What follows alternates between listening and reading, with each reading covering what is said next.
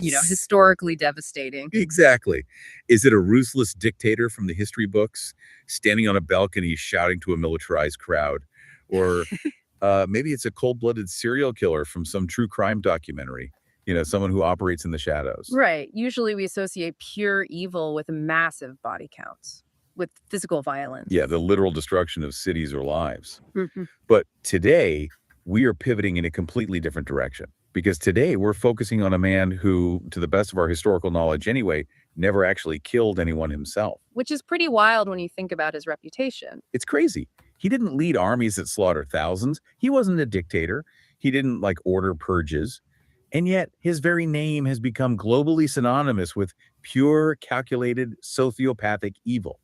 I'm talking, of course, about Niccolo Machiavelli. It is entirely fascinating how his name alone triggers this immediate visceral reaction. I mean, you say Machiavellian, and people don't think of a philosopher or a bureaucrat. No, not at all. They immediately think of a shadowy figure pulling strings in a dark room, whispering poison into the ear of a king.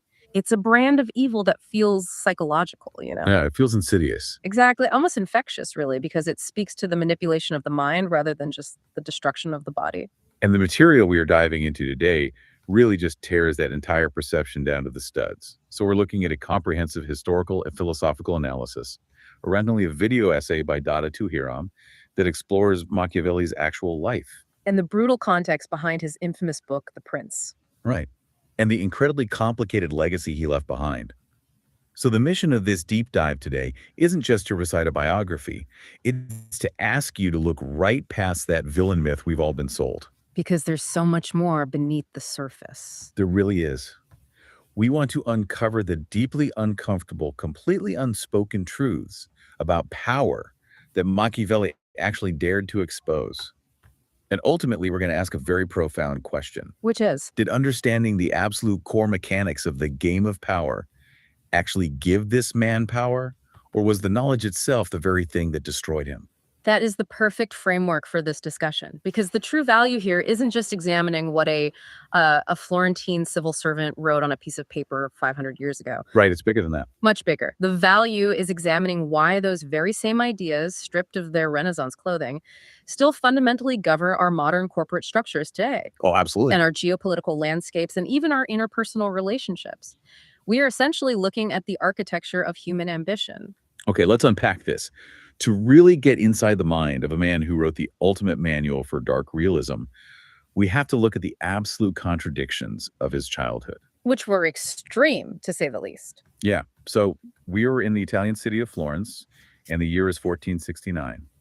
And the environment he's born into is just a masterclass in cognitive dissonance, starting right at his own dinner table. His parents represent two entirely different dimensions of reality. Right. Tell us about the dad first.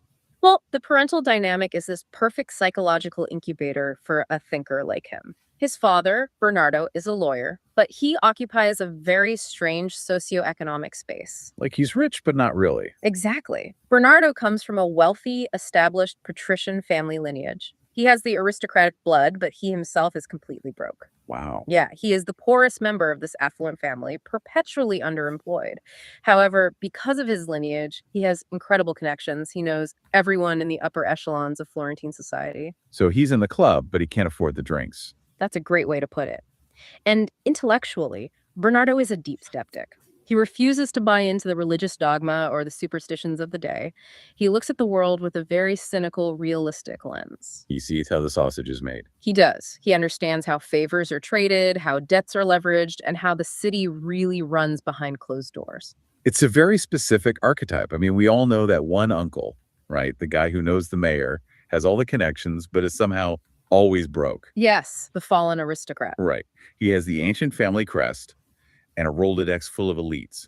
But he doesn't have the actual capital to wield any real power. He sees the game being played, he knows the rules, but he's stuck on the sidelines. And then you contrast that with young Niccolo's mother. Who sits on the exact opposite end of the spectrum. Completely. She is fiercely devoutly religious. And she isn't just a casual Sunday believer either. She writes religious poetry and hymns. She is fully invested in the spiritual, idealist view of the world.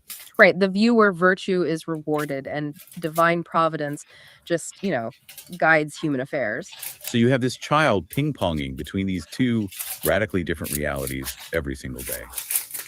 On one side, the religious idealism and the spiritual promises of his mother, painting a picture of how the world ought to be, And on the other side, the hard, cynical reality of his father. demonstrating how the world actually is.